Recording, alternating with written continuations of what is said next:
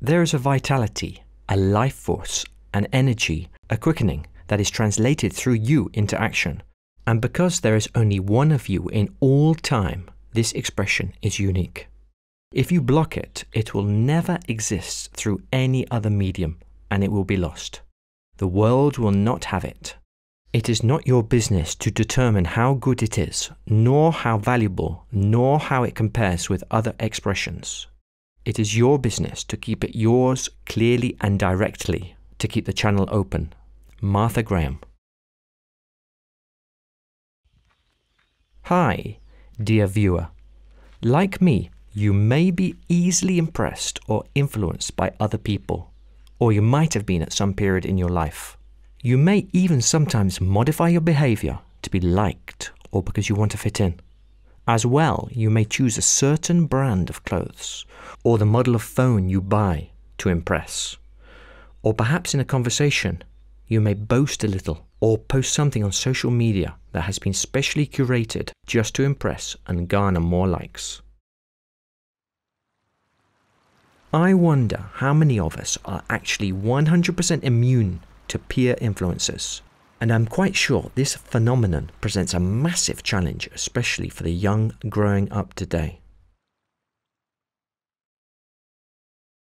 As a jazz musician, it is quite easy, I believe, to sometimes play to impress, as you can be seduced into thinking that by playing fast, loud, or high, you will achieve notoriety, outshine your companions, get more gigs and fame by doing so.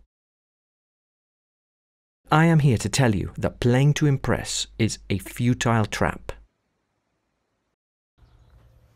You see, playing to impress does not lead to fulfillment, inner peace, or even lasting success. Furthermore, you will not fool anybody long term, least yourself or your audience, as even the untrained listener can somehow perceive superficial playing that lacks any genuine soul. I know about all of this, you see, as I speak from personal experience. When I was about 18, at Berklee College of Music, an older, competent student guitarist mentored me, advising that if I practiced or worked super hard, I would be as good as any one of the star students by the time I was 30. Believing this and eager to be a star, I practiced and practiced 6 to 8 hours a day for 10 years or more. Of course, I did attain quite a high degree of technical proficiency, but little depth of expression, I fear, in my quest to be a star. I am not going to be hard on myself. We all make mistakes. I was young, immature, and had been mesmerized and excited by the energy of cascades of exotic chromatic notes. Plus, the notion of improvising music seemed magical to me. But what I parodied was not art. As I grew older, it started to dawn on me more and more that competition existed between musicians. A saxophone composer friend of mine, a deep thinker back then, once said, "The London jazz scene is based solely on fear," which impressed me hugely as I felt the truth in his words, even though I had never heard it expressed so bluntly before. But it is not just in London, I think, where fear and ego are manifested in jazz. Later, when I moved to Buenos Aires and played on the local jazz scene there, I felt the same thing quite intensely. I do wonder sometimes if the jazz played today has lost some of its soul. I think many could agree, though, that jazz has become more academic than it was in the 40s or 50s and 60s, for instance. Of course, there is something impressive and maybe even awesome to witness a musician who has dedicated years of his life to acquiring a stunning technique. And also it seems almost churlish to criticize. But if all that is being offered is technique, I feel something incredibly important is lacking. All the greats communicated from the depth of their souls, and that is what made them so special, not their technique.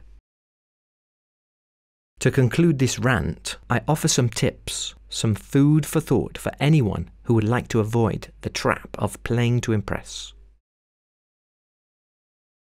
1. Be aware of how you feel, of why you are playing in a certain way. Are you listening to the other musicians? Are you prepared to be part of a team? Or are you playing to get noticed, to impress a fellow musician or someone in the audience? Perhaps your parents? 2. Be yourself. Some musicians naturally use more notes to express themselves. Others, like Chet Baker, use less. I believe we are all unique. Remember, the greats do not copy. 3. Are you really hearing these fast notes, or just regurgitating lines and licks you have carefully rehearsed hundreds of times to perfection? In short, are you really improvising?